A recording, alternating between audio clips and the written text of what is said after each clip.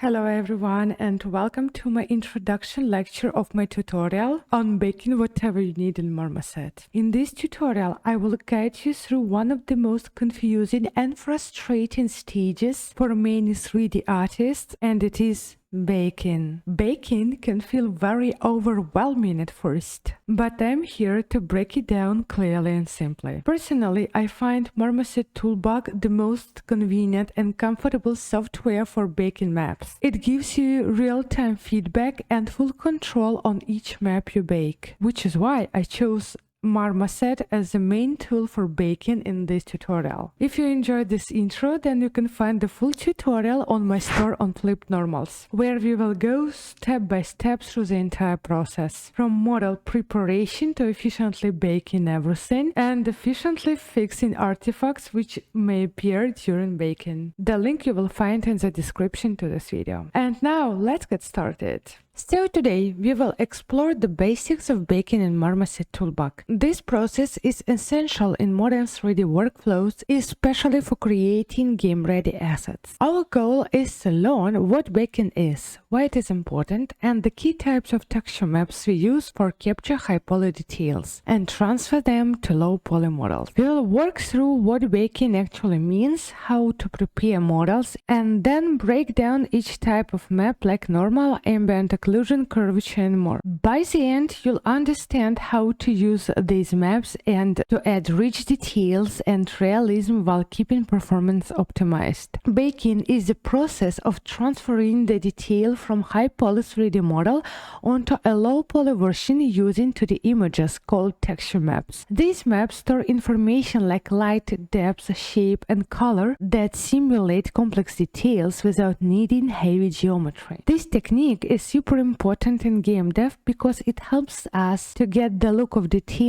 model without performance cost. It's like making a 3D illusion using only 2D textures. Baking allows games and real-time engines to run smoothly while still showing rich realistic details. In 3D workflows, high-poly models look beautiful with all the small details, but they are too heavy for real-time rendering. On the other hand, low-poly models are light and fast but lack visual richness. That's why we bake details from the high-poly model into texture maps and apply them to the low-poly version. This way we get the best of both worlds, high-quality visuals and good performance. It is especially important in game development where every polygon counts. Baking is the bridge that lets us use detailed models in optimized game-ready assets. In this course, we will focus on the most commonly used baked maps. Normal maps, both tangent and world space, ambient occlusion, curvature, position, thickness, and ID maps. Each of these maps has a unique role in simulating surface detail, light interaction, and texture behavior. Knowing what each map does will help you to control how your model looks in different lighting and materials. These maps are usually created during the baking process and can be used in tools like Substance Painter, Unreal Engine, or Unity to give your models more depth and realism. So let's start with normal maps. Normal maps are used to aid fake surface details like bumps, crack, or scratches without increasing the model's polygon count. They work by changing how light interacts with the surface, giving the illusion of depth. In simple words, it fakes all the details which you had in your high-poly model and it transfers them to your low-poly model. There are two main types of normal maps, and they are tangent space and world space. Using normal maps is one of the most common tricks in real-time 3D. They allow simple models to look much more complex and detailed,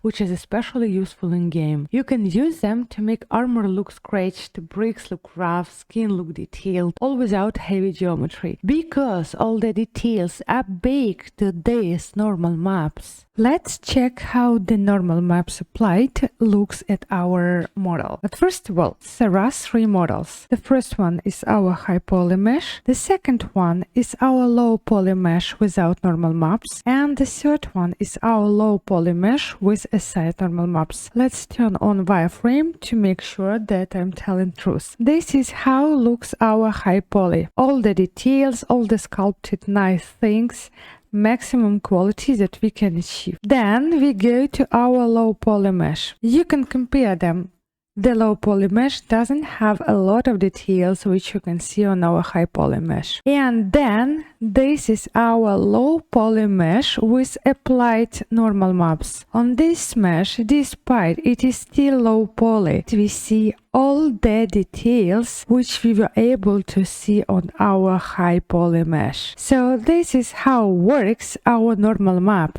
It copies all the details which we had on our high poly model and transfers these details to our low poly model. World space normal maps store light information based on the world directions X, Y, and Z. You can tell by their rainbow-like color gradient. They are perfect for static objects that don't move, like environment props or architecture. But they are not reusable if the object rotates or deforms, because the map doesn't adapt to the new orientation. World space maps are great for baking fine detail for texture painting in Substance Painter, but not ideal for animated characters or objects that need to move in-game. So, in simple words, for making textures in Substance Painter, we definitely need this map, but this type of normal map for characters, because they are moving and they are animated, we are not using in engine. For the characters, we will use another type of normal maps, which is tangent space. But for texturing, we need this map. Tangent space normal maps are the go-to choice for animated or deforming models. They adjust based on the object surface direction, making them flexible, reusable across different parts or even other models. These maps are mostly purple-blue in color with small variations. They are ideal for characters, weapons, or anything that moves in-game. Tangent space normals are also game engine friendly and are required in most real-time pipelines. Ambient occlusion maps simulate soft shadows in cracks, corners, and where surface meet. These shadows are not caused by light direction. They are caused by how much ambient light can reach a surface. The map is grayscale. White areas are well lit, black areas are more hidden. We use ambient occlusion maps to give a model more realism and depth. It helps bring out tiny details and gives the whole object a more grounded look, while texturing ambient occlusion is often multiplied with a base color in your texture and it adds subtle shadow details. And this map is also obligatory for texturing stage. Now let me show how the model looks with ambient occlusion.